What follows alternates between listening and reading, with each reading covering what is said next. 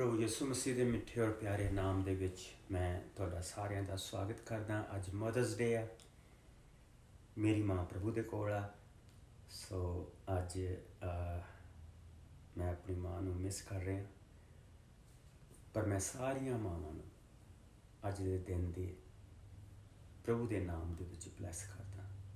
प्रभु तुहानूं बरकत दे और तुसीं अपने बच्चों नूं और इसे तरह प्रभु दे विच ਵਧਾਉਂਦੀਆਂ रहो, बनाਉਂਦੀਆਂ रहो, जिस तरह प्रभु यीशु मसीह दे माँ ने या सैमुअल दी माँ ने अपने बच्चों नूं प्रभु दे विच बना के रखिया। प्रभु तुहानूं ताकत दे, प्रभु तुहानूं बरकत दे। सो अज मदर्स डे दे उत्ते मैं जिहड़ा वचन दा हिस्सा देखण जा रहे हैं आपां इकट्ठे, ये वचन दा हिस्सा दो मावां ने इस वचन के हिस्से दे नाल प्रभु नूं बरकत दित्ती सी। प्रभु यीशु मसीह की माँ मरियम ने और सैमुअल की माँ हन्ना ने। जिसले असीं वचन का ये हिस्सा देखते हैं तो इस दे विच दोनों दे विच थोड़ा जिहा फर्क आ, पर दोनों दे विच बरकत सेम आ। मैं सब तो पहला प्रभु यीशु मसीह की माँ जिस दे कारण सानू एडी बड़ी बरकत मिली कि अज असीं ये कह सकते हैं कि असीं मुक्त हाँ। असीं ये कह सकते हैं कि सचमुच प्रभु की दित्ती हुई दात साडे कोल आई और जिसका शुक्रगुजारी यूहन्ना दी माँ एलिसबा ने भी की। आओ उस शुक्रगुजारी दे नाल शुरू करते हैं। मैं लूका दा पहला भाव उसकी 26 आयत तो पढ़न लगा और उसके विच इस तरह लिखा, एलिसबा नूं गर्भवती होया 6 महीने हो चुके सन जो परमेश्वर के जिब्राइल दूत ने गलील के इलाके नासरत नां दे एक पिंड विच घल्लिया। दूत मरियम नां दी एक कुआरी दे कोल गया। उसने उस कुआरी की मंगनी दाऊद दे कोल यूसुफ दे नां दे आदमी दे नाल होई सी। दूत ने अंदर जाके मरियम नूं कहा, हे प्रभु की कृपा पात्र, प्रभु की जय होवे, वो तेरे नाल है। मरियम ये सुन के घबरा गई अते मन दे विच सोचण लगी कि ये किस तरह का परिणाम है। दूत ने मरियम नूं कहा, मरियम डरना, क्योंकि तेरे उत्ते परमेश्वर की कृपा हुई है। तू गर्भवती होवेंगी अते एक पुत्र नूं जन्म देवेंगी, जिसका नाम यशुआ रखना, जिसका नाम यसु रखना। वो महान होवेगा, वो परम परमेश्वर का पुत्र खवावेगा। प्रभु परमेश्वर उसके पुरखे की राज गद्दी उसनूं देवेगा। वो सदा तक याकूब के टब्बर उत्ते राज करेगा। उसके राज का कोई अंत नहीं होवेगा। सो प्रभु यीशु मसीह के बारे दूत ने सारिया चीज़ां उसनूं दस दित्तियां। तू गर्भवती होएगी, एक पुत्र नूं जन्म देवेंगी, उसका नाम यशुआ यसु रखी। वो महान होवेगा, परम पिता का परमेश्वर परम परमेश्वर का पुत्र खवावेगा अते दाऊद की राज की गद्दी उसनूं दित्ती जाएगी और उसके राज का कोई अंत नहीं होवेगा, कोई अंत नहीं होवेगा। मरियम ने दूत नूं कहा, किस तरह हो सकता है, मैं तो अजे कुआरी हाँ। दूत ने उत्तर दिता, पवित्र आत्मा तेरे उत्ते उतरेगी अते परमेश्वर की शक्ति तेरे ते छाया करेगी। इस नाल जो पवित्र तेरे तो पैदा होवेगा। जो पवित्र इत्थे बालक लिखा, लेकिन जिसले असीं ओरिजिनल मैन्यूस्क्रिप्ट्स देखते हैं उसके विच लिखा कि जो पवित्र तेरे तो पैदा होवेगा, परमेश्वर का पुत्र खवावेगा। 2 बारी इस दे विच लगातार ये चीज़ आई है। तेरी रिश्तेदार एलिसबा भी अपने बुढ़ापे दे विच गर्भवती है, उसका 6वां महीना है अते वो एक पुत्र नूं जन्म देवेगी। वाह, उसने 2 चीज़ां रला के दसियां कि एलिसबा जिहड़ी बहुत बुढ़ी हो चुकी है, she might be in her 60s, अपने 60 साल के समय दे विच उस एज दे विच ਔਰ ਉਸਦੇ ਪਤੀ ਜ਼ਕਰਾਇਆ ਨੂੰ ਪ੍ਰਭੂ ਦੇ ਫਰਿਸ਼ਤੇ ਨੇ ਇਹ ਸ਼ੁਭ ਸਮਾਚਾਰ ਉਸ ਵੇਲੇ ਦਿੱਤਾ ਜਿਸ ਵੇਲੇ ਉਹ ਮੰਦਰ ਦੇ ਵਿੱਚ ਸੀ। ਔਰ ਉਸ ਨੂੰ ਹੁਣ 6 ਮਹੀਨੇ ਹੋ ਚੁੱਕੇ ਆ। ਸੋ ਅਸੀਂ ਇਹ ਕਹਿ ਸਕਦੇ ਹਾਂ ਕਿ ਯਹੋਨਾ ਜਿਹੜਾ ਸੀ ਉਮਰ ਦੇ ਵਿੱਚ ਪ੍ਰਭੂ ਯਿਸੂ ਮਸੀਹ ਦੇ ਨਾਲੋਂ 6 ਮਹੀਨੇ ਵੱਡਾ ਸੀ। ਲੇਕਿਨ ਅਬਰਾਹਮ ਦਾ ਉਹ ਸਾਈਨ ਕਿ ਬੁਢਾਪੇ ਦੇ ਵਿੱਚ ਬੱਚਾ ਪੈਦਾ ਹੋਣਾ ਤੇ ਪ੍ਰਭੂ ਦੇ ਖਾਨਦਾਨ ਦਾ ਸ਼ੁਰੂ ਹੋਣਾ, ਔਰ ਦੂਸਰਾ ਪ੍ਰਭੂ ਦਾ ਸਾਈਨ ਕਿ ਇੱਕ ਕੁਆਰੀ ਦੀ ਕੁੱਖ ਤੋਂ ਬੱਚਾ ਪੈਦਾ ਹੋਣਾ, 2 ਮਿਰਾਕਲ ਇਕੱਠੇ ਹੋ ਰਹੇ ਆ ਮਾਵਾਂ ਦੇ ਰਾਹੀਂ। ਔਰ ਦੇਖੋ ਵਚਨ 'ਚ ਕੀ ਲਿਖਿਆ ਅੱਗੇ, ਜਿਸ ਵੇਲੇ ਉਸਨੇ ਇਹ ਸਵਾਲ ਪੁੱਛਿਆ ਕਿ ਇਹ ਕਿਸ ਤਰ੍ਹਾਂ ਹੋ ਸਕਦਾ, ਤਾਂ ਉਸਨੇ ਕਿਹਾ, ਦੂਤ ਨੇ ਕਿਹਾ, ਪਰਮੇਸ਼ਰ ਦੇ ਲਈ ਕੋਈ ਚੀਜ਼ ਅਸੰਭਵ ਨਹੀਂ। ਨਾ ਹੁਣ ਸਾਨੂੰ ਇੱਥੇ ਇੱਕ ਚੀਜ਼ ਸਮਝਣੀ ਪੈਣੀ ਆ ਕਿ ਮੈਲਾਕਾਈ ਤੋਂ ਬਾਅਦ, ਮਲਾਕੀ ਦੀ ਪੋਥੀ ਤੋਂ ਬਾਅਦ ਪ੍ਰਭੂ ਦੀ ਆਵਾਜ਼ ਨਹੀਂ ਆਈ। ਪ੍ਰਭੂ ਨੇ ਕਿਸੇ ਨਾਲ ਗੱਲ ਨਹੀਂ ਕੀਤੀ। ਉਸ ਨੂੰ ਸਾਇਲੈਂਟ ਪੀਰੀਅਡ ਕਿਹਾ ਜਾਂਦਾ। 400 ਸਾਲ ਪੂਰੇ ਹੋ ਚੁੱਕੇ ਆ। ਇਹ 400 ਸਾਲ ਦੇ ਵਿੱਚ ਸਿਕੰਦਰ ਆਇਆ। ਇਹ 400 ਸਾਲ ਦੇ ਵਿੱਚ ਹੀ ਜਿਸਲੇ ਸਿਕੰਦਰ ਮਰ ਗਿਆ ਤੇ ਉਸ ਵੇਲੇ ਔਰ ਉਹਦੇ ਰਾਜ ਦੇ ਟੋਟੇ ਹੋਏ, ਔਰ ਜਿਹੜਾ ਇਸ ਵੇਲੇ ਇਹਨਾਂ ਦੇ ਉੱਤੇ ਰਾਜ ਕਰ ਰਿਹਾ ਹੈਗਾ, ਇਸ ਇਲਾਕੇ ਦੇ ਉੱਤੇ ਰਾਜ ਕਰ ਰਿਹਾ ਹੈਗਾ, ਉਹ ਬਹੁਤ ਹੀ ਜ਼ਾਲਮ ਬੰਦਾ ਹੈ। ਯਹੂਦੀਆਂ ਨੇ ਕਈ ਵਾਰੀ ਬਗਾਵਤ ਕਰਨ ਦੀ ਕੋਸ਼ਿਸ਼ ਕੀਤੀ, ਬਗਾਵਤ ਕਰਨ 'ਚ ਕਾਮਯਾਬ ਵੀ ਹੋ ਗਏ। ਉਹਨਾਂ ਦਾ ਯਹੂਦੀਆਂ ਦਾ ਰਾਜ ਆਇਆ ਸੀ, ਕੋਈ ਅਬਾਊਟ 100 ਸਾਲ ਉਹਨਾਂ ਦਾ ਰਾਜ ਵਿੱਚ ਆਇਆ ਸੀ। ਔਰ ਉਸ ਤੋਂ ਬਾਅਦ ਉਹਨਾਂ ਨੂੰ ਫਿਰ ਉਹਨਾਂ ਦਾ ਜਿਹੜਾ ਰਾਜ ਪਾਟ ਸੀ ਫਿਰ ਜਾਂਦਾ ਰਿਹਾ। ਬਹੁਤ ਸਾਰੇ ਆ ਰਹੇ ਸੀ ਜਿਹੜੇ ਕਹਿ ਰਹੇ ਸੀਗੇ ਕਿ ਮੈਂ ਹੀ ਮਸੀਹ ਹਾਂ। ਇੱਕ ਤੋਂ ਬਾਅਦ ਦੂਜਾ ਮਸੀਹ ਬਣ ਕੇ ਆ ਰਿਹਾ ਸੀ। ਔਰ ਲੋਕ ਇਸ ਵੇਲੇ ਇਸ ਚੀਜ਼ ਤੋਂ ਤੰਗ ਵੀ ਆ ਚੁੱਕੇ ਸੀ ਥੋੜੇ ਜਿਹੇ ਕਿ ਹਰੇਕ ਖੂੰਜੇ ਤੇ ਇੱਕ ਮਸੀਹਾ ਬਣ ਕੇ ਬੈਠਾ ਸੀ। ਔਰ ਜਿਹੜਾ ਇਸ ਵੇਲੇ ਮਰੀਅਮ ਦੇ ਲਈ ਚੈਲੰਜ ਸੀ ਉਹ ਸਭ ਤੋਂ ਜ਼ਿਆਦਾ ਸੀ ਕਿ ਉਹ ਕੁਆਰੀ ਗਰਭਵਤੀ ਹੋਣ ਜਾ ਰਹੀ ਸੀ ਔਰ ਇੱਕ ਪੁੱਤਰ ਨੂੰ ਜਨਮ ਦੇਣ ਜਾ ਰਹੀ ਸੀ। ਉਸਦਾ ਹਾਲੇ ਵਿਆਹ ਨਹੀਂ ਸੀ ਹੋਇਆ, ਲੇਕਿਨ ਉਸਨੇ ਪ੍ਰਭੂ ਦੇ ਅੱਗੇ ਕੋਈ ਸ਼ਰਤ ਨਹੀਂ ਰੱਖੀ। ਉਸਨੇ ਪ੍ਰਭੂ ਦੇ ਆਪਣੇ ਆਪ ਨੂੰ ਪ੍ਰਭੂ ਦੇ ਅਧੀਨ ਕਰ ਦਿੱਤਾ। ਔਰ ਉਸਨੇ ਕੀ ਕਿਹਾ? ਉਸਨੇ ਕਿਹਾ, ਮਰੀਅਮ ਨੇ ਕਿਹਾ, ਮੈਂ ਪਰਮੇਸ਼ਰ ਦੀ ਦਾਸੀ ਹਾਂ, ਜਿਸ ਤਰ੍ਹਾਂ ਤੁਸਾਂ ਨੇ ਕਿਹਾ ਮੇਰੇ ਨਾਲ ਉਸੇ ਤਰ੍ਹਾਂ ਹੋਵੇ। ਫਿਰ ਦੂਤ ਮਰੀਅਮ ਦੇ ਕੋਲੋਂ ਚਲਾ ਗਿਆ। ਜਿਸ ਤਰ੍ਹਾਂ ਤੁਸੀਂ ਕਿਹਾ ਮੇਰੇ ਨਾਲ ਉਸੇ ਤਰ੍ਹਾਂ ਹੋਵੇ। ਮਾਂ ਮਰੀਅਮ ਨੇ ਇੱਥੇ ਬਹੁਤ ਵੱਡਾ ਰਿਸਕ ਲਿਆ। ਬਹੁਤ ਵੱਡਾ ਰਿਸਕ ਲਿਆ। ਇਸ ਕਰਕੇ ਉਸਨੂੰ ਸਾਰੀਆਂ ਮਾਵਾਂ ਦੇ ਵਿੱਚ ਧੰਨ ਕਿਹਾ ਜਾਂਦਾ। ਉਸਨੂੰ ਇਹ ਬਰਕਤ ਦਿੱਤੀ ਜਾਂਦੀ ਆ ਕਿ ਜਿਸ ਨੇ ਐਡਾ ਵੱਡਾ ਰਿਸਕ ਲੈ ਕੇ ਕਿ ਹਾਲੇ ਤੱਕ ਉਸਦਾ ਵਿਆਹ ਨਹੀਂ ਹੋਇਆ ਔਰ ਉਸਨੇ ਪ੍ਰਭੂ ਦੀ ਉਸ ਬਰਕਤ ਨੂੰ ਆਪਣੇ ਵਿੱਚ ਐਕਸੈਪਟ ਕਰ ਲਿਆ ਔਰ ਕੌਮ ਦੇ ਲਈ ਔਰ ਸਾਰੀ ਦੁਨੀਆ ਦੇ ਲਈ ਇੱਕ ਮੁਕਤੀ ਦਾਤਾ ਉਹ ਪੈਦਾ ਕਰਨ ਜਾ ਰਹੀ ਆ। ਔਰ ਉਸ ਚੀਜ਼ ਨੂੰ ਉਸਨੇ ਆਪਣੀ ਜਾਨ ਦੇ ਉੱਤੇ ਲੈ ਲਿਆ ਕਿ ਜਿੱਦਾਂ ਪ੍ਰਭੂ ਕਰੇਗਾ ਬਸ ਠੀਕ ਆ, ਜੋ ਪ੍ਰਭੂ ਮੇਰੇ ਲਈ ਕਰੇਗਾ ਬਸ ਠੀਕ ਆ। ਸੋ ਪ੍ਰਣਾਮ ਉਸ ਮਾਂ ਨੂੰ ਮੇਰੇ ਵੱਲੋਂ। ਔਰ ਇਸ ਘਟਨਾ ਦੇ ਪਿੱਛੋਂ ਮਰੀਅਮ ਛੇਤੀ ਤਿਆਰ ਹੋ ਕੇ ਯਹੂਦੀਆ ਦੇਸ਼ ਦੇ ਇੱਕ ਪਹਾੜੀ ਨਗਰ ਨੂੰ ਗਈ।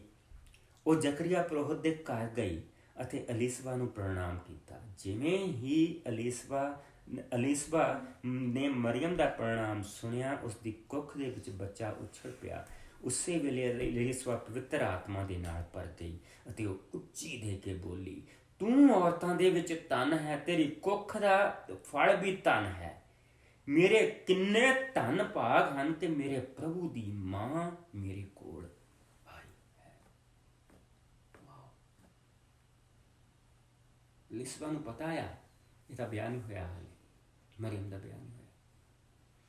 ਅਲੀਸਬਾ ਨੂੰ ਕਿਸੇ ਨੇ ਨਹੀਂ ਦੱਸਿਆ, ਪਰ ਅਲੀਸਬਾ ਪਹਿਲੀ ਔਰਤ ਆ, ਧਰਤੀ ਦੀ ਪਹਿਲੀ ਮਾਂ ਆ ਜਿਸ ਨੇ ਪ੍ਰਭੂ ਦੀ ਮਾਂ ਨੂੰ ਬਰਕਤ ਦਿੱਤੀ ਆ। ਔਰ ਮਰੀਅਮ ਪਹਿਲੀ ਮਾਂ ਆ ਜਿਸ ਦੇ ਬੱਚੇ ਨੇ, ਕੁੱਖ ਦੇ ਬੱਚੇ ਨੇ, ਇੱਕ ਕੁੱਖ ਦੇ ਬੱਚੇ ਨੂੰ ਉਹਦੇ ਪੇਟ ਦੇ ਵਿੱਚ ਹੀ ਉਸਨੇ ਬੈਪਟਿਜ਼ਮ ਦਿੱਤਾ। ਕਿੰਨੀ ਅਜੀਬ ਚੀਜ਼ ਇੱਥੇ ਹੋ ਰਹੀ ਆ, ਕਿਉਂਕਿ ਇੱਕ ਮਾਂ ਨੇ ਪ੍ਰਭੂ ਨੂੰ ਕਿਹਾ, ਮੈਂ ਤੇਰੀ ਦਾਸੀ ਹਾਂ, ਜੋ ਪ੍ਰਭੂ ਮੇਰੇ ਤੋਂ ਚਾਹੁੰਦਾ ਉਸੇ ਤਰ੍ਹਾਂ ਹੀ ਪ੍ਰਭੂ ਮੇਰੇ ਨਾਲ ਕਰੇ। ਔਰ ਅੱਗੇ ਤੁਸੀਂ ਦੇਖੋ, ਕਹਿੰਦਾ ਇਹ ਮੇਰੇ ਧੰਨ ਭਾਗ ਹਨ ਕਿ ਮੇਰੇ ਪ੍ਰਭੂ ਦੀ ਮਾਂ ਮੇਰੇ ਕੋਲ ਚੱਲ ਕੇ ਆਈ ਹੈ। ਦੇਖ, ਜਿਵੇਂ ਹੀ ਤੇਰੇ ਪ੍ਰਣਾਮ ਦੀ ਆਵਾਜ਼ ਮੇਰੇ ਕੰਨਾਂ 'ਚ ਪਈ, ਬੱਚਾ ਖੁਸ਼ੀ ਦੇ ਨਾਲ ਮੇਰੀ ਕੁੱਖ ਦੇ ਵਿੱਚ ਉਛਲ ਪਿਆ। ਤੂੰ ਧੰਨ ਹੈ ਜਿਸ ਨੇ ਪ੍ਰਭੂ ਦੀਆਂ ਗੱਲਾਂ ਦੇ ਉੱਤੇ ਵਿਸ਼ਵਾਸ ਕੀਤਾ ਅਤੇ ਇਹ ਜ਼ਰੂਰ ਪੂਰੀਆਂ ਹੋਣਗੀਆਂ। ਤੂੰ ਧੰਨ ਜਿਸ ਨੇ ਪ੍ਰਭੂ ਦੀਆਂ ਗੱਲਾਂ ਦੇ ਉੱਤੇ ਵਿਸ਼ਵਾਸ ਕੀਤਾ। ਕਿੰਨਾ ਮਾਵਾਂ ਨੂੰ ਧੰਨ ਕਹਿਣਾ ਚਾਹੀਦਾ। ਕਿੱਡਾ ਵੱਡਾ ਰਿਸਕ ਇੱਕ ਮਾਂ ਨੇ ਲਿਆ ਕਿ ਸੰਸਾਰ ਨੂੰ ਮੁਕਤੀ ਮਿਲੇ, ਸੰਸਾਰ ਨੂੰ ਸੈਲਵੇਸ਼ਨ ਮਿਲੇ। ਉਸਨੇ ਆਪਣੀ ਜਾਨ ਨੂੰ ਜੋਖਮ ਦੇ ਵਿੱਚ ਇੱਥੇ ਪਾਇਆ। ਔਰ ਯਹੂਦੀ ਲੋਕ ਲੱਭਦੇ ਫਿਰਦੇ ਹੁੰਦੇ ਸੀ ਕਿ ਉਹ ਕਿਹਦੇ ਪੱਥਰ ਮਾਰਨ ਤੇ ਪੱਥਰਾਂ ਦੇ ਨਾਲ ਮਾਰਨ ਉਹਨਾਂ ਨੂੰ, ਉਹਦੀ ਜਾਨ ਲੈ ਲੈਣ। ਇਹ ਉਹਨਾਂ ਦਾ ਇੱਕ ਬਣ ਚੁੱਕਾ ਸੀ ਕਿ ਇਹੋ ਹੀ ਇੱਕ ਚੀਜ਼ ਹੈ ਜਿਹੜੀ ਸਾਨੂੰ ਧਰਮੀ ਬਣਾ ਕੇ ਰੱਖਦੀ ਹੈ। ਪਾਪੀਆਂ ਨੂੰ ਮਾਰਨਾ, ਪਾਪੀਆਂ ਨੂੰ ਤੁੱਛ ਗਿਣਨਾ। ਪਰ ਵਚਨ ਕੀ ਕਹਿ ਰਿਹਾ? ਵਚਨ ਇਹ ਤੁਹਾਨੂੰ ਦੱਸਦਾ ਪਿਆ ਕਿ ਇੱਕ ਉਹਨਾਂ ਪਾਪੀਆਂ ਨੂੰ ਬਚਾਉਣ ਵਾਲਾ ਆ ਰਿਹਾ। ਪ੍ਰਭੂ ਆਪ ਉਹਨਾਂ ਪਾਪੀਆਂ ਨੂੰ ਬਚਾਉਣ ਆ ਰਿਹਾ। ਔਰ ਇਹ ਸਾਰੀਆਂ ਚੀਜ਼ਾਂ ਸਾਨੂੰ ਇਸ ਮਾਂ ਦੀ ਸ਼ੁਕਰਗੁਜ਼ਾਰੀ ਦੇ ਵਿੱਚ ਮਿਲਦੀਆਂ। ਮਰੀਅਮ ਦੀ ਸ਼ੁਕਰਗੁਜ਼ਾਰੀ ਸੁਣੋ। ਮੇਰੀ ਜਾਨ ਪ੍ਰਭੂ ਦੀ ਉਸਤਤ ਕਰਦੀ ਹੈ, ਮੇਰੀ ਆਤਮਾ ਮੇਰੇ ਮੁਕਤੀਦਾਤਾ ਪਰਮੇਸ਼ਰ ਤੋਂ ਖੁਸ਼ ਹੈ, ਕਿਉਂਕਿ ਉਸਨੇ ਆਪਣੀ ਦਾਸੀ ਦੀ ਦੀਨਤਾ ਉੱਤੇ ਕਿਰਪਾ ਦ੍ਰਿਸ਼ਟੀ ਕੀਤੀ ਹੈ। ਹੁਣ ਤੋਂ ਸਭ ਪੀੜ੍ਹੀਆਂ ਮੈਨੂੰ ਧੰਨ ਕਹਿਣਗੀਆਂ। ਸਭ ਪੀੜ੍ਹੀਆਂ, ਪੀੜ੍ਹੀ ਦਰ ਪੀੜ੍ਹੀ ਲੋਕ ਮੈਨੂੰ ਧੰਨ ਕਹਿਣਗੇ। ਉਹ ਕਿਉਂਕਿ ਮਹਾਨ ਪਰਮੇਸ਼ਰ ਮੇਰੇ ਲਈ ਅਦਭੁਤ ਕੰਮ ਕੀਤੇ ਹਨ, ਉਸ ਦਾ ਨਾਮ ਪਵਿੱਤਰ ਹੈ। ਉਹ ਆਪਣੇ ਮੰਨਣ ਵਾਲਿਆਂ ਉੱਤੇ ਪੀੜ੍ਹੀਓ ਦਰ ਪੀੜ੍ਹੀ ਦਇਆ ਕਰਦਾ ਹੈ।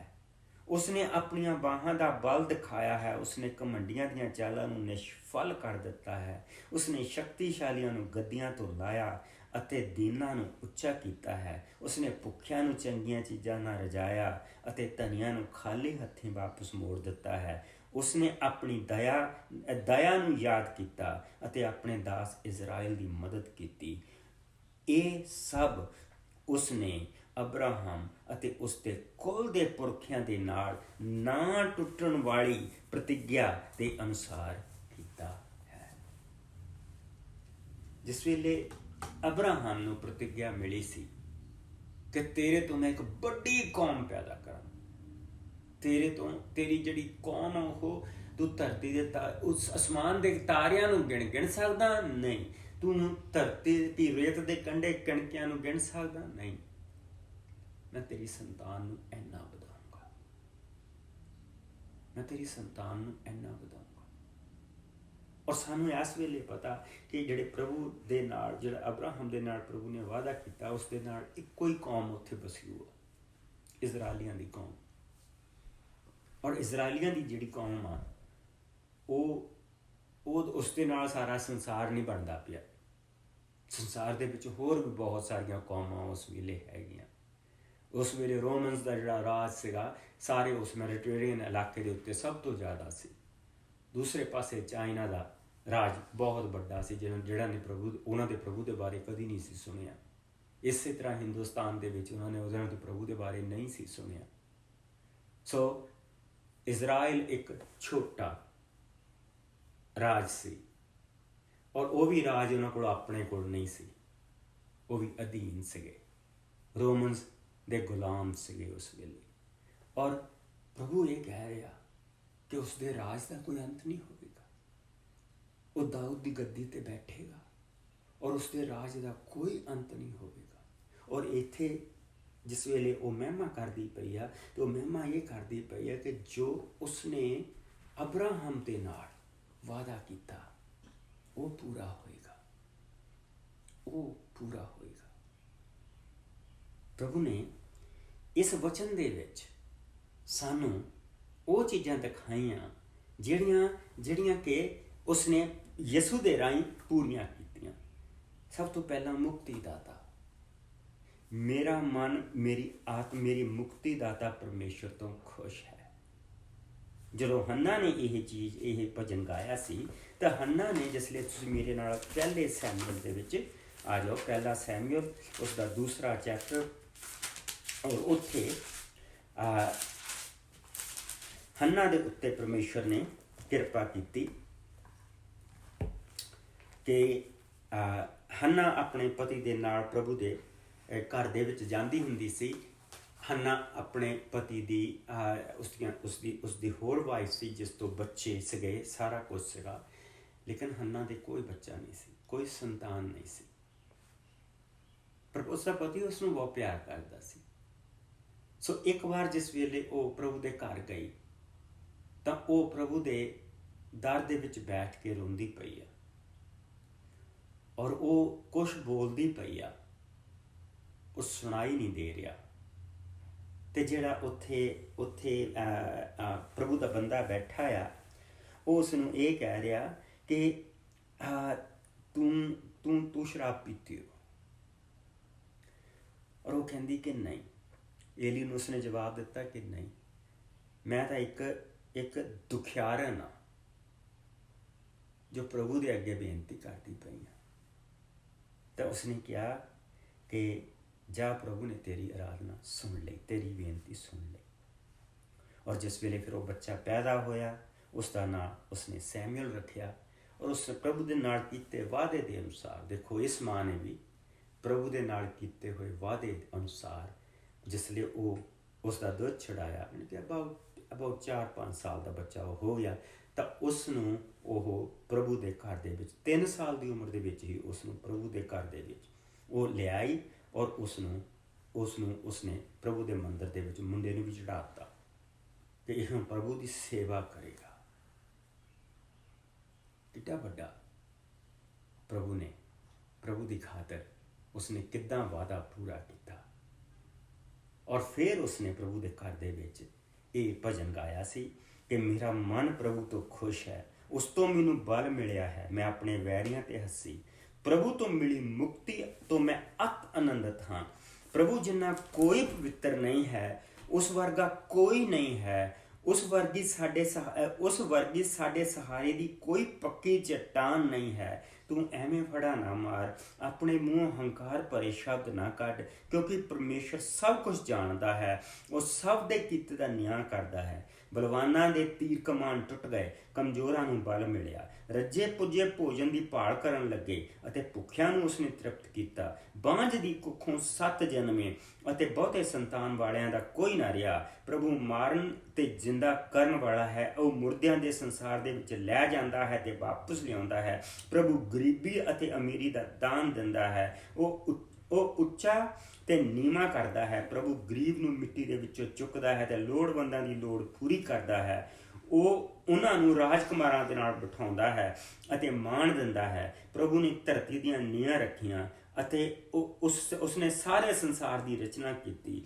ਉਹ ਆਪਣੇ ਵਿਸ਼ਵਾਸੀਆਂ ਦੀ ਰੱਖਿਆ ਕਰਦਾ ਹੈ ਅਤੇ ਬੁਰਿਆਰ ਨੂੰ ਹਨੇਰੇ ਦੇ ਵਿੱਚ ਨਾਸ਼ ਹੋ ਜਾਣਗੇ। ਮਨੁੱਖ ਆਪਣੇ ਬਲ ਨਾਲ ਜੇਤੂ ਨਹੀਂ ਹੋ ਸਕਦਾ ਹੈ। ਪ੍ਰਭੂ ਦੇ ਵੈਰੀ ਨਾਸ਼ ਹੋ ਜਾਣਗੇ ਅਤੇ ਉਹ ਉਹਨਾਂ ਦੇ ਵਿਰੁੱਧ ਸਵਰਗ ਤੋਂ ਗਰਜੇਗਾ। ਪ੍ਰਭੂ ਆਪ ਨਿਆਂ ਕਰੇਗਾ, ਉਹ ਆਪਣੇ ਰਾਜਾ ਨੂੰ ਬਲ ਦੇਵੇਗਾ ਅਤੇ ਆਪਣੇ ਅਭਿਸ਼ੇਕਤ ਨੂੰ ਜੇਤੂ ਕਰੇਗਾ। ਸੋ ਪ੍ਰਭੂ ਉਹਦੇ ਮੂੰਹ ਦੇ ਵਿੱਚੋਂ ਵੀ ਇਸ ਮਾਂ ਦੇ ਮੂੰਹ ਦੇ ਵਿੱਚੋਂ ਵੀ ਇੱਕ ਪ੍ਰੋਫੈਸੀ, ਇੱਕ ਆਉਣ ਵਾਲੀ ਗੱਲ ਕਹਾਉਂਦਾ ਪਿਆ, ਜਿਹੜੇ ਪ੍ਰਭੂ ਯਿਸੂ ਮਸੀਹ ਦੇ ਲਈ ਆ। ਔਰ ਜਿਸ ਲਈ ਯਿਸੂ ਦੀ ਮਾਂ ਨੇ ਪ੍ਰਭੂ ਦਾ ਸ਼ੁਕਰ ਕੀਤਾ ਤੇ ਉਸਨੇ ਇਸੇ ਹੀ ਜ਼ਬੂਰ ਨੂੰ ਲਿਆ, ਇਸੇ ਜ਼ਬੂਰ ਨੂੰ ਲੈ ਕੇ ਉਸਨੇ ਜੋ ਪ੍ਰਭੂ ਨੇ ਉਹਦੇ ਨਾਲ ਕੀਤਾ, ਉਹਦੇ ਅਨੁਸਾਰ ਉਹ ਪ੍ਰਭੂ ਦਾ ਸ਼ੁਕਰ ਕਰਦੀ ਪਈ ਹੈ। ਮਾਂ ਦੀ ਕੁਰਬਾਨੀ, ਇਸ ਮਾਂ ਦੀ ਕੁਰਬਾਨੀ, ਸੈਮੂਅਲ ਦੇ ਮਾਂ ਦੀ ਕੁਰਬਾਨੀ, ਹੰਨਾ ਦੀ ਕੁਰਬਾਨੀ ਇਹ ਸੀ ਕਿ ਉਸਨੇ 5 ਸਾਲ ਦੀ ਉਮਰ ਦੇ ਵਿੱਚ, ਬਹੁਤ ਛੋਟੀ ਉਮਰ ਦੇ ਵਿੱਚ ਉਸ ਬੱਚੇ ਨੂੰ ਪ੍ਰਭੂ ਦੇ ਘਰ ਦੇ ਵਿੱਚ ਚੜ੍ਹਾਤਾ। ਔਰ ਉਹ ਦਿਨ ਰਾਤ ਪ੍ਰਭੂ ਦੀ ਸੇਵਾ ਕਰਦਾ ਸੀ। ਔਰ ਇਹਦੇ ਰਾਹੀਂ ਇਹ ਪ੍ਰਭੂ ਦਾ ਆਖਰੀ ਨਿਆਈ ਸੀ। ਜਿਸ ਲਈ ਅਸੀਂ ਨਿਆਈਆਂ ਦੀ ਪੋਥੀ ਪੜ੍ਹਦੇ ਹਾਂ, ਇਹ ਪ੍ਰਭੂ ਦਾ ਆਖਰੀ ਨਿਆਈ ਸੀ। ਇਸ ਦੇ ਰਾਹੀਂ ਪ੍ਰਭੂ ਨੇ 2 ਰਾਜਿਆਂ ਨੂੰ ਅਭਿਸ਼ੇਕ ਕੀਤਾ। ਸਭ ਤੋਂ ਪਹਿਲਾਂ ਸਾਊਲ ਨੂੰ ਰਾਜਾ ਬਣਾਇਆ, ਫਿਰ ਦਾਊਦ ਦੇ ਉੱਤੇ ਇਸੇ ਨੇ ਤੇਲ ਪਾਇਆ। ਔਰ ਅੱਜ ਉਸੇ ਦਾਊਦ ਦੇ ਘਰਾਣੇ ਦੇ ਵਿੱਚ ਪ੍ਰਭੂ ਯਿਸੂ ਮਸੀਹ ਆਏ।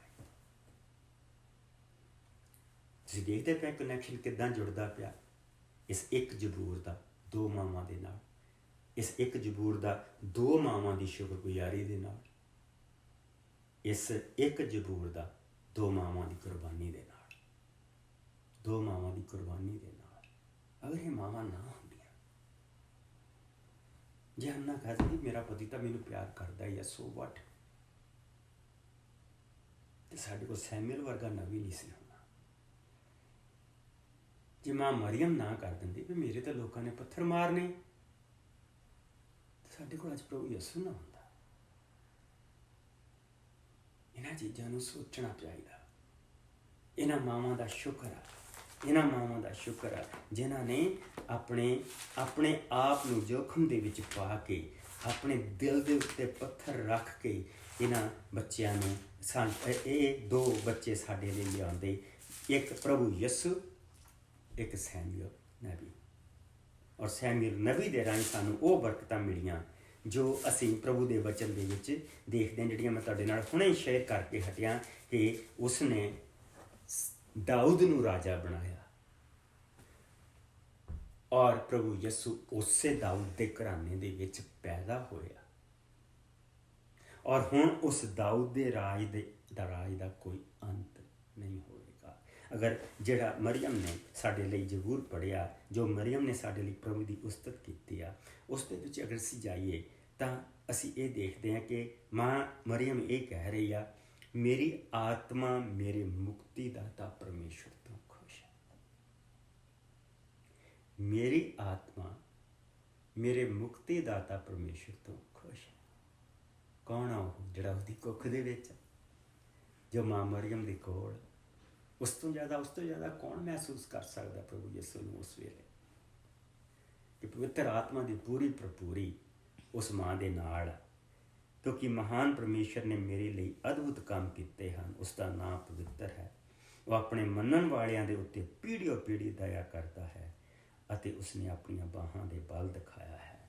ਔਰ ਫਿਰ ਅਸੀਂ ਉਹ ਦੇਖਦੇ ਉਸਨੇ ਕਮੰਡੀਆਂ ਨੂੰ ਨਿਯਮਾ ਕੀਤਾ। ਔਰ ਉਸਨੇ ਜਿਹੜੇ ਕਮਜ਼ੋਰ ਸੀ ਉਹਨਾਂ ਨੂੰ ਉਠਾਇਆ। ਉਸਨੇ ਸ਼ਕਤੀਸ਼ਾਲੀਆਂ ਨੂੰ ਗੱਦੀਆਂ ਤੋਂ ਲਾਇਆ। ਉਸਨੇ ਦੀਨਾਂ ਨੂੰ ਉੱਚਾ ਕੀਤਾ, ਭੁੱਖਿਆਂ ਨੂੰ ਖੜਾਇਆ। ਜਿਹੜੇ ਧਨੀ ਸੀ ਉਹਨਾਂ ਨੂੰ ਖਾਲੀ ਹੱਥ ਮੋੜ ਦਿੱਤਾ। ਆਪਣੀ ਦਇਆ ਦਾ ਯਾਦ ਕੀਤਾ ਅਤੇ ਇਜ਼ਰਾਈਲ ਦੀ ਉਸਨੇ ਮਦਦ ਕੀਤੀ। ਔਰ ਅਖੀਰ 'ਚ ਉਸਨੇ ਕਿਹਾ, ਜਿਹੜਾ ਅਬਰਾਹਮ ਦੇ ਨਾਲ ਵਾਅਦਾ ਕੀਤਾ ਸੀ ਉਹ ਪੂਰਾ ਹੋਇਆ। ਅਬਰਾਹਮ, ਇਸਹਾਕ, ਯਾਕੂਬ, ਇਹ ਜਿਹੜੇ ਸੀਗੇ, ਇਹਨਾਂ ਨੂੰ ਅਸੀਂ ਬਜ਼ੁਰਗ ਕਹਿੰਦੇ ਹਾਂ। ਬਜ਼ੁਰਗਾਂ ਦੇ ਸਮੇਂ ਇਹ ਵਿਸ਼ਵਾਸ ਇੱਕ ਖਾਨਦਾਨ ਦੇ ਵਿੱਚ ਸੀ। ਜਿਸ ਵੇਲੇ ਇਹ ਬਜ਼ੁਰਗਾਂ ਦਾ ਸਮਾਂ ਖਤਮ ਹੋਇਆ ਔਰ ਇਜ਼ਰਾਈਲ ਨੂੰ ਉਹ ਉੱਥੋਂ ਕੱਢ ਕੇ ਲੈ ਕੇ ਆਏ ਆ, ਮਿਸਰ ਦੇ ਵਿੱਚੋਂ ਮੂਸਾ ਕੱਢ ਕੇ ਲੈ ਕੇ ਆਇਆ, ਤੇ ਇਹ ਵਿਸ਼ਵਾਸ ਇੱਕ ਨੇਸ਼ਨ ਦਾ ਬਣਿਆ, ਇੱਕ ਦੇਸ਼ ਦਾ ਬਣਿਆ। ਔਰ ਜਿਸ ਲਈ ਪ੍ਰਭੂ ਯਿਸੂ ਮਸੀਹ ਇੱਥੇ ਆ ਕੇ ਗੱਦੀ ਤੇ ਬੈਠੇ ਆ, ਤੇ ਇਹ ਜਿਹੜਾ ਵਿਸ਼ਵਾਸ ਆ ਇਹ ਇੰਟਰਨੈਸ਼ਨਲ ਬਣਿਆ। ਇਹ ਸਾਰੀ ਦੁਨੀਆ ਦਾ ਬਣ ਗਿਆ। ਸਾਰੀ ਦੁਨੀਆ ਦਾ ਇਹ ਵਿਸ਼ਵਾਸ ਬਣ ਗਿਆ।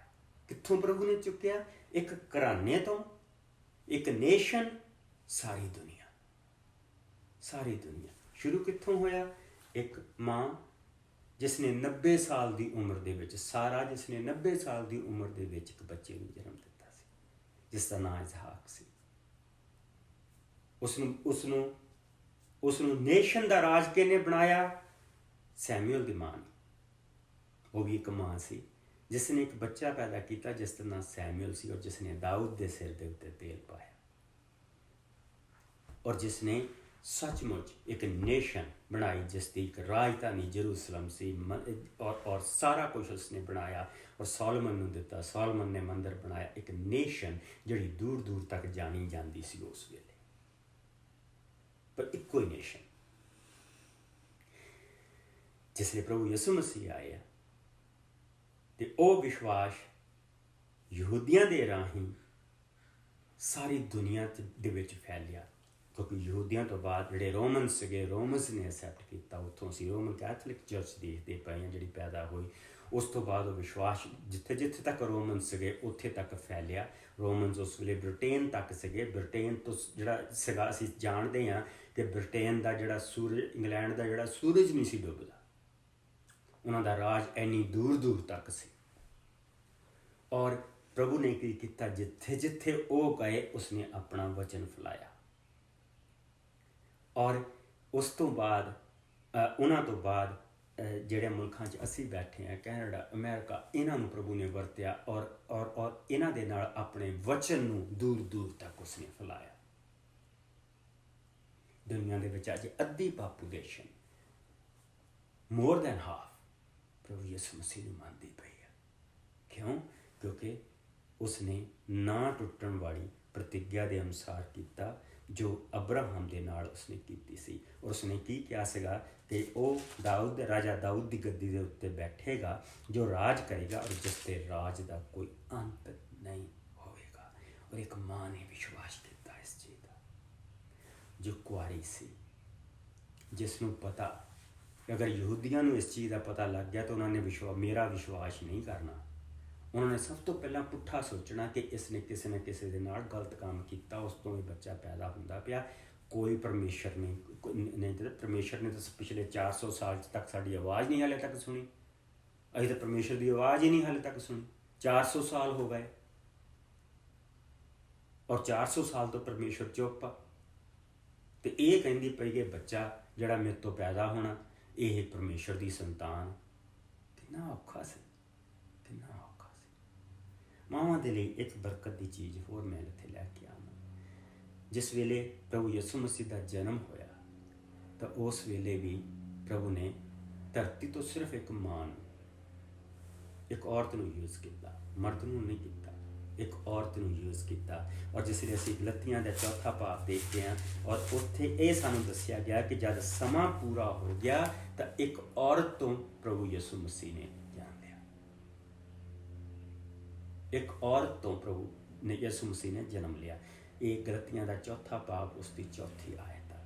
ਲੇਕਿਨ ਮੇਰੇ ਨਾਲ ਜਰਾ ਸਲੀਪ ਦੇ ਉੱਤੇ ਵੀ ਆਓ, ਕਿਉਂਕਿ ਇਸ ਮਾਂ ਨੂੰ ਜਿਸ ਵੇਲੇ ਮੈਂ ਇਸੇ ਵਚਨ ਦੇ ਵਿੱਚ ਮੈਂ ਤੁਹਾਨੂੰ ਇੱਕ ਵਾਰ ਫਿਰ ਲੈ ਕੇ ਜਾਣਾ, ਜਿਸ ਵੇਲੇ ਸ਼ਮਾਉਨ ਬੱਚੇ ਨੂੰ ਦੇਖਣ ਆਇਆ, ਜਿਸ ਲਈ ਉਹ ਮੰਦਰ ਦੇ ਵਿੱਚ ਲੈ ਕੇ ਗਏ ਤਾਂ ਸ਼ਮਾਉਨ ਜਿਸ ਨੂੰ ਪ੍ਰਭੂ ਪਰਮੇਸ਼ਰ ਨੇ ਇਹ ਕਿਹਾ ਸੀਗਾ ਕਿ ਤੇਰੀ ਮੌਤ ਉਨੀ ਦੇਰ ਤੱਕ ਨਹੀਂ ਹੋਏਗੀ ਜਿੰਨੀ ਦੇਰ ਤੱਕ ਤੂੰ ਉਸ ਬੱਚੇ ਨੂੰ ਦੇਖ ਨਹੀਂ ਲਏਗਾ, ਜੋ ਮੈਂ ਮੁਕਤੀ ਕਰ ਲੂੰਗਾ। ਔਰ ਜਿਸ ਵੇਲੇ ਮਾਂ ਬਾਪ ਆਏ ਆ, ਬੱਚੇ ਨੂੰ ਲੈ ਕੇ ਆਏ, ਉਸਨੇ ਮਾਂ ਦੇ ਕੋਲੋਂ ਉਸ ਬੱਚਾ ਲਿਆ ਔਰ ਉਹਦੇ ਵੱਲ ਦੇਖਿਆ and he heard the nod of the Holy Spirit, yes, ਇਹ ਹੀ ਆ। ਔਰ ਫਿਰ ਉਹ ਕਹਿ ਰਿਹਾ, ਹੇ ਪ੍ਰਭੂ ਪਰਮੇਸ਼ਰ, ਮੈਂ ਤੈਨੂੰ ਧੰਨ ਕਹਿਣਾ ਕਿ ਤੂੰ ਮੈਨੂੰ ਆਪਣੀ ਮੁਕਤੀ ਦੇ, ਆਪਣੇ ਵਾਅਦੇ ਅਨੁਸਾਰ ਤੂੰ ਮੈਨੂੰ ਆਪਣੀ ਮੁਕਤੀ ਦੇ ਦਰਸ਼ਨ ਕਰਵਾਏ। ਇਹ ਸਾਰੀਆਂ ਚੀਜ਼ਾਂ ਇੱਕ ਆ।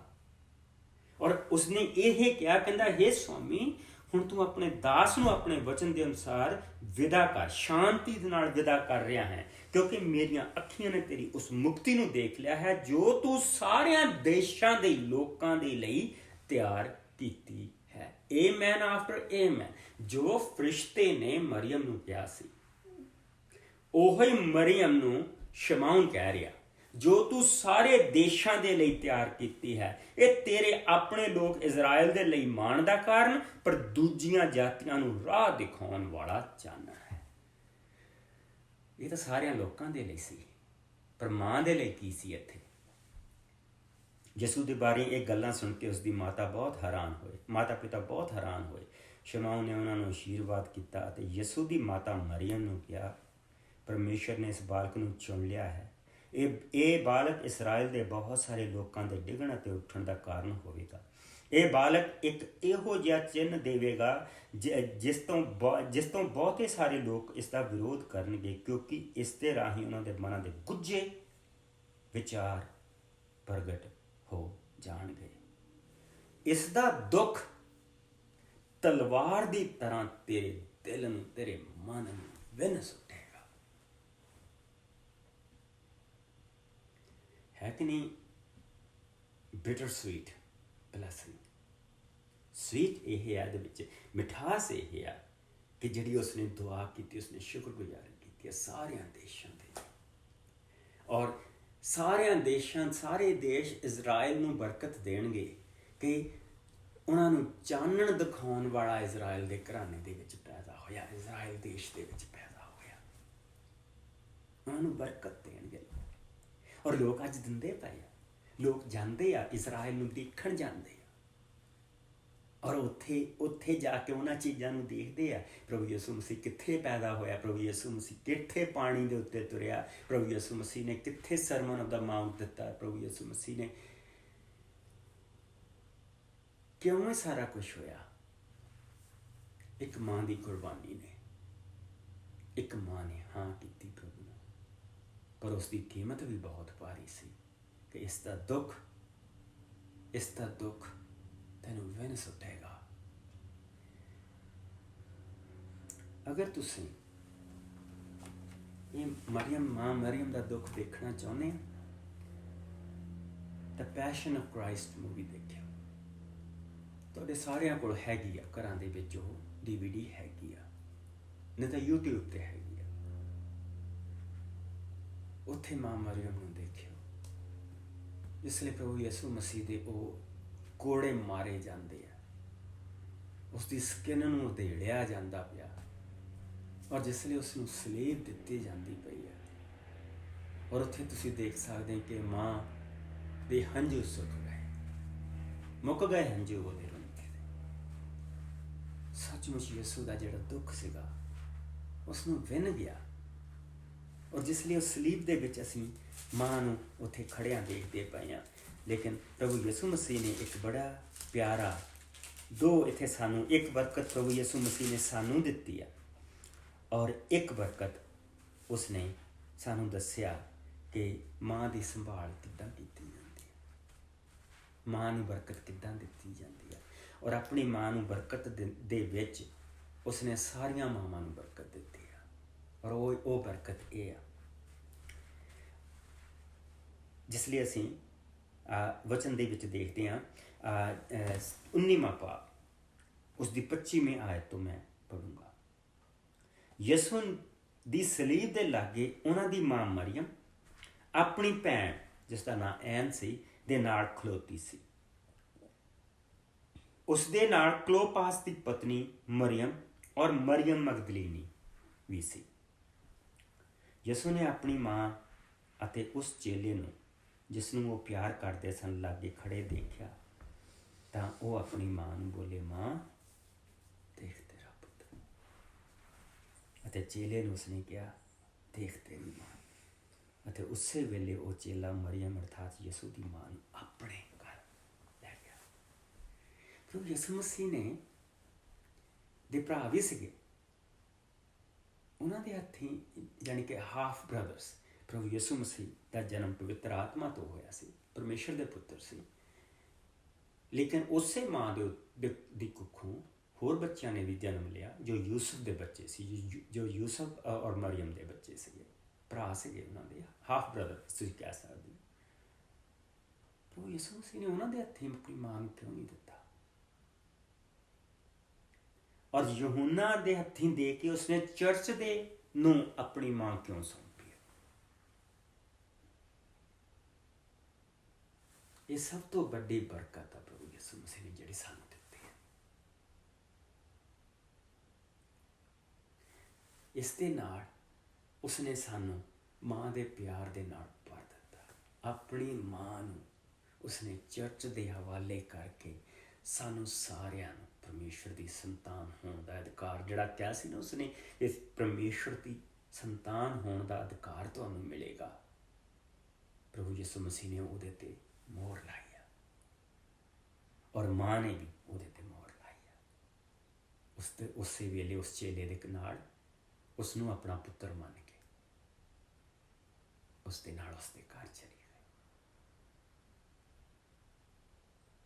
ਮਾਵਾਂ ਨੇ ਇਸ ਵਚਨ ਦੇ ਵਿੱਚ ਅਗਰ ਅਸੀਂ ਪੜ੍ਹਦੇ ਜਾਈਏ, ਸਭ ਤੋਂ ਪਹਿਲਾਂ ਤਾਂ ਅਗਰ ਅਸੀਂ ਇੱਥੇ ਦੇਖੀਏ ਤਾਂ ਸਲੀਬ ਦੇ ਲਾਗੇ ਸਿਰਫ ਇੱਕੋ ਹੀ ਚਿਹਰਾ ਸਾਨੂੰ ਦਿਖਾਈ ਦੇ ਰਿਹਾ, ਜਿਹੜਾ ਮਰਦਾਂ ਚੋਂ। ਬਾਕੀ ਉੱਥੇ ਖੜੇ ਆ, ਫਰੀਸੀ ਖੜੇ ਆ, ਸਦੂਕੀ ਖੜੇ ਆ, ਉਹ ਵੀ ਖੜੇ ਆ ਜਿਨ੍ਹਾਂ ਦੀਆਂ ਬਾਹਾਂ ਪ੍ਰਭੂ ਨੇ ਠੀਕ ਕੀਤੀਆਂ, ਤਾਂ ਉਹਨਾਂ ਬਾਹਾਂ ਨਾਲ ਕਹਿੰਦੇ ਸੀ ਸਲੀਬ ਦਿਓ। ਠੱਠੇ ਕਰਨ ਨੂੰ ਬਹੁਤ ਸਾਰੇ ਖੜੇ ਆ,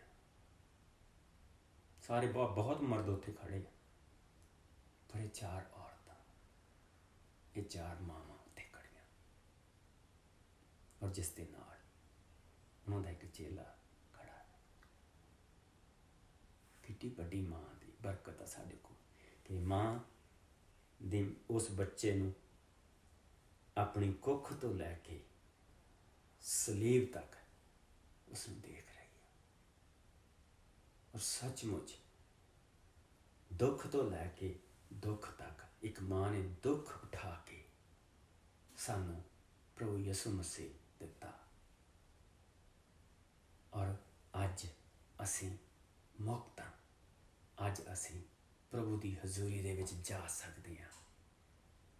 ਹਾਂ, ਅਸੀਂ ਪ੍ਰਭੂ ਯਿਸੂ ਮਸੀਹ ਦੇ ਰਾਹੀਂ ਹਜ਼ੂਰੀ ਵਿੱਚ ਜਾਂਦੇ ਹਾਂ। ਇਹਦੇ ਵਿੱਚ ਕੋਈ ਡਾਊਟ ਨਹੀਂ। ਅਸੀਂ ਮਰੀਮ ਦੀ ਪੂਜਾ ਨਹੀਂ ਕਰਦੇ,